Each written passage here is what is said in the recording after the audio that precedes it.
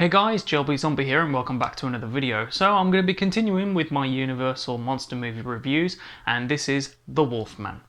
Universal Studios were very successful distributing classic monster movies. Starting in 1931 there was Dracula and Frankenstein, and then the following year we saw The Mummy. And then only 1 year later, Universal Studios brought out The Invisible Man with its groundbreaking special effects. And by the way, The Invisible Man is my favourite out of all the Universal monster movies. And then in 1935, The Bride of Frankenstein was released and of course was a success. And then in the same year, Universal sunk their teeth into the myth of the werewolf and gave us Werewolf of London. Now you'd expect, with the other monster movies being such financial successes, Werewolf of London would be also a success, but unfortunately it was a commercial flop. So then years later, in 1941, screenwriter Kurt Siodmak wrote what would be Universal's second attempt at a werewolf movie.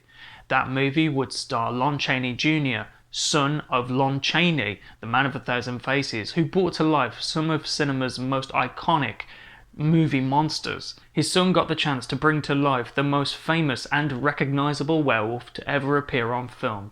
And that film became The Wolfman. And many years later, Chaney Jr. was very proud of the fact that he was the only actor to have portrayed the same Universal monster in all of his screen appearances. Chaney Jr. plays Lawrence Talbot, who returns to his ancestral home to reconcile with his father, John Talbot, played by Claude Rains.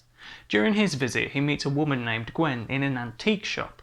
Whilst there, he purchases a cane with a silver wolf's head on top, which will play a crucial part later on in the film.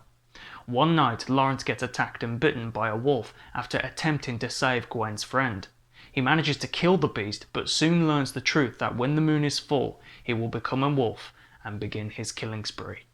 Now personally, I have this movie to thank for introducing me to all the other Universal monster movies. The reason behind that is that I first saw The Wolfman on VHS.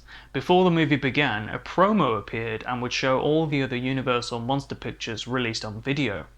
It would show clips and at the time newly released cover art, which would fly at the screen. By the time the promo was over and the movie was over, I was absolutely captivated. Now whenever viewers rank their favourite werewolf movies, no doubt that The Wolfman usually does always make the list. Because of its popularity, still to this day it's become one of the most famous werewolf movies ever made. But the movie is missing two key elements for it to be a proper werewolf movie. The first is a shot of the full moon, and the second, of course, is a good transformation scene. Now technically, the movie does have a transformation scene, but not in the way you would think. Usually with werewolf movies there is a transformation scene that focuses on the main character, or whoever, that turns from either female to wolf or man to wolf. But The Wolfman doesn't have that. Instead, the scene follows Lon Chaney Jr. sitting in a chair. The camera focuses on his feet as his feet gradually grow more hair. Also, just a teeny tiny fact, that the hair that they used for Lon Chaney Jr.'s transformation was actually yak hair. It actually wasn't until the later sequels that the Wolfman would get a quote-unquote proper transformation scene. The first time we saw this was in Frankenstein Meets the Wolfman, which personally I think is one of the better sequels. Also right now I guess you could say that I'm nitpicking, but I love continuity errors in movies, and when Lawrence is becoming the Wolfman, he's sitting in a chair and he's just wearing his trousers and a vest top. But when he becomes the Wolfman, he's roaming through the woods with a shirt. So what, after he became the Wolfman, he put his shirt back on? I love it! So now that I've briefly spoken about the transformation scene, let's talk about the makeup process. And no Universal monster picture would be complete, I personally think, without makeup artist Jack Pierce. Obviously he brought to life the likes of Karloff in The Mummy and Karloff in Frankenstein.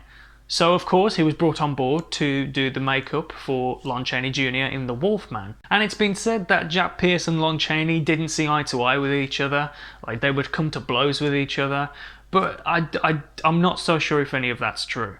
During a documentary about The Wolfman, makeup artist Rick Baker actually said that Jack Pierce's downfall as a makeup artist was that he would continue to use out-of-the-kit makeup. And when making Werewolf of London, Jack Pierce originally designed actor Henry Hall's makeup to be more like Lon Chaney's in The Wolfman. But Hall argued that his character would have to be recognised by other characters in the movie, even in his werewolf form. So the makeup idea for Werewolf of London was completely scrapped from the movie, and then later on in The Wolfman, Jack Pierce reused his design on Lon Chaney Jr. Now, The Wolfman may not have a good transformation scene or a shot of the full moon, but what it does have is a fantastic sense of atmosphere. Any scene where the Wolfman is roaming through the foggy woods is absolutely great. Also, the score for The Wolfman is superb, and at times, it kind of sounds like Danny Elfman's Batman soundtrack. Just the score on its own is so memorable to me. I will never forget those first opening notes of the Wolfman soundtrack. Now, usually with Universal monster movies, they tend to reuse the same actors, and other than Claude Rains, another famous monster movie actor appears in this movie, the one that started it all, I guess you could say. Bela Lugosi. Lugosi's role in this movie is very brief, but then again very important.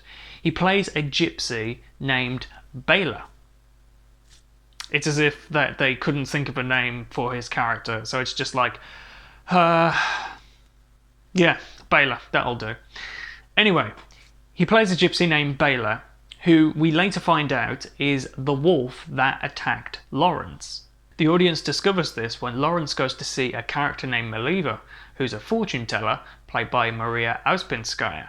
She tells Lawrence that Bela was her son. The scene where Meliva is trying to convince Lawrence that he will turn into a werewolf is one of my favourite sequences out of the entire movie. And it's kind of ironic because in the sequels, it is Lawrence who is trying to convince everyone else that he will turn into a werewolf.